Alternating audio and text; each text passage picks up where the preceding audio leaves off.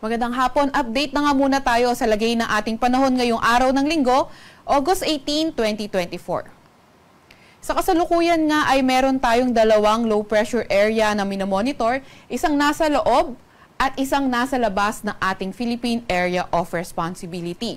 Etong nasa labas ng ating PAR ay wala namang direktang epekto sa kahit na anong parte ng ating bansa. Samantalang itong nasa loob ng ating Philippine Area of Responsibility, ito yung low pressure area na minomonitor natin noong mga nakaraang araw pa at muli nga itong pumasok na ating Philippine Area of Responsibility kaninang alas 8 ng umaga. Itong low pressure area nga na ito ay kanina alas 3 ng hapon ay nasa layong 630 kilometers hilagang silangan ng Itbayat, Batanes. At itong low pressure area nga na ito ay in the next 24 hours ay tumataas yung tsansa na maging bagyo. Gayunpaman, nakikita nga natin na napakalapit na itong low pressure area na ito sa PAR line, kaya in the next 24 hours din, posibleng lumabas ito ng ating PAR.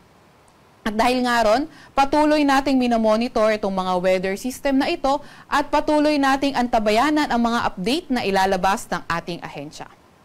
Sa kasalukuyan naman, itong southwest monsoon patuloy pa nga rin yung epekto sa extreme northern Luzon at nagdadala ng mga kalat-kalat na pag-ulan, pagkidlat, pagkulog sa may Batanes, pati na rin sa may Babuyan Islands. Kaya yung ating mga kababayan na inuulan ng mga nakaraang araw pa ay pinag-iingat pa nga rin natin sa mga banta ng pagbaha at pagguho ng lupa.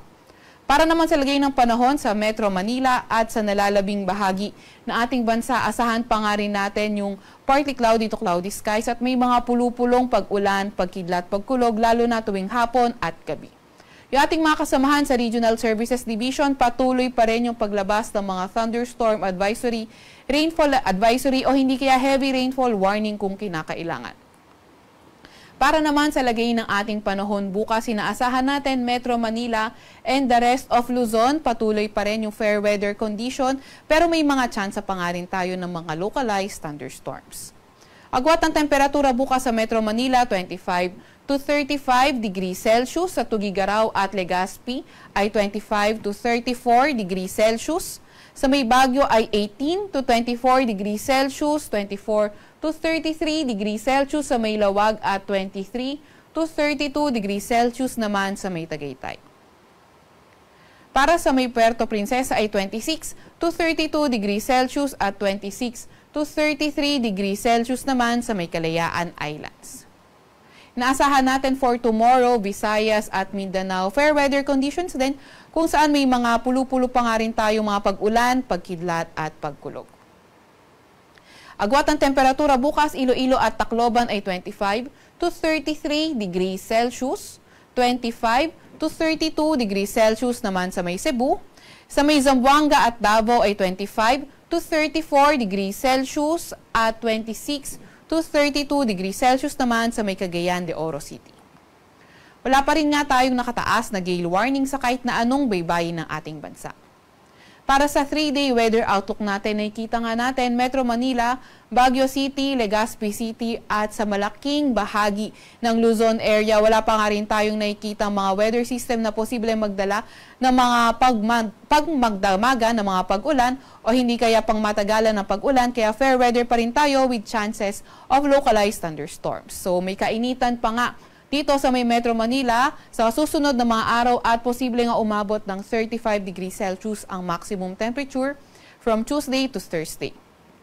Sa Baguio City naman ay 17 to 25 degrees Celsius ang magiging agwat ng temperatura at 25 to 34 degrees Celsius sa may Legazpi City.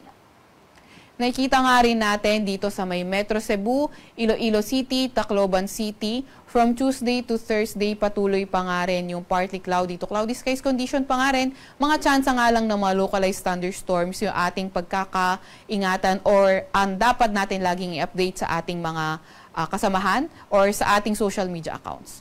So sa Metro Cebu, asahan natin posibleng umabot ng 33 degrees Celsius ang maximum temperature, 25 to 33 degrees Celsius sa may Iloilo City at 25 to 33 degrees Celsius naman sa may Tacloban City. Sa Metro Davao, sa may Cagayan de Oro City, Zamboanga City at malaking bahagi pa nga rin ng Mindanao, katulad nga rin ng Sa may Luzon at Visayas area dahil wala tayo nakikitang mga weather systems na posible magdala ng mga pangmagdamagan ng mga pag-ulan o pangmatagalan ng mga pag-ulan. So asahan pa nga rin natin partly cloudy to cloudy skies condition in the next 3 days, Tuesday, Wednesday, Thursday sa mga pangunahing syudad ng Mindanao at malaking bahagi ng Mindanao area.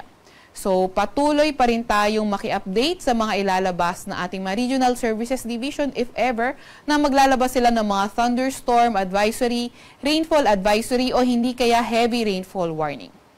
Sa Metro Davao, ang pinakamataas na temperatura ay 33 or 34 degrees Celsius. Sa may Cagayan de Oro City ay 25 to 33 degrees Celsius ang magiging agwat ng temperatura at sa may Zamboanga City ay may kainitan pa nga rin 25 to 34 degrees Celsius. Sa Kalakhang, Maynila, ang araw ay lulubog ng 6:17 ng gabi at sisikat nga bukas ng 5:43 ng umaga.